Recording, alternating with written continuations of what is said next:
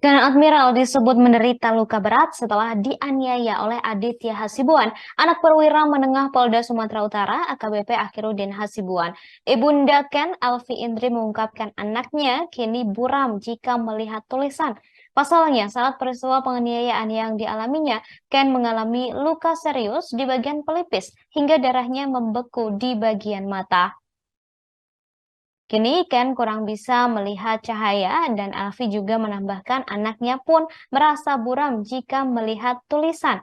Merasa tak tenang dengan kondisi sang anak, Alfi menyuruh Ken untuk kembali ke rumah agar bisa mendapat perawatan.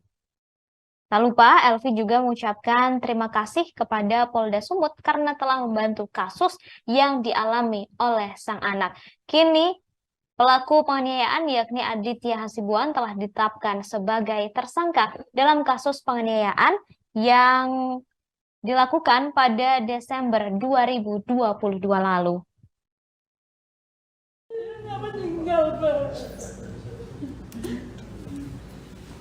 Berapa lama ibu dirawat? Dia Berapa lama ibu dirawat? habis kejadian itu pagi dibawa jahit dulu di sini, Bu. Habis jahit, besoknya dia nggak bisa miring kiri kanan kepala, dibawa ke materna kalau nggak salah, di scan kepalanya semua. Cuman bisa 1 hari, Bu, karena besok 2 hari kemudian dia ada ujian karena nggak sekolah di sini, harus balik dia, Bu. Jadi dalam keadaan sakit dia balik untuk kuliah.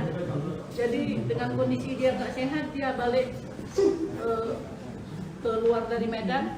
Nah sesudah itu baru sampai di sana, ya dia berobat jalan untuk nyembuhin kepalanya, nyembuhin matanya, karena matanya kan beku darahnya semua. Tapi alhamdulillah saya berterima kasih, 10 jari saya mengucapkan sujud, saya bernajab saya. Ternyata Polda betul-betul luar biasa, Pak, bantuinnya. Termasuk sama Pak Adi luar biasa, sama Ibu juga, Bu.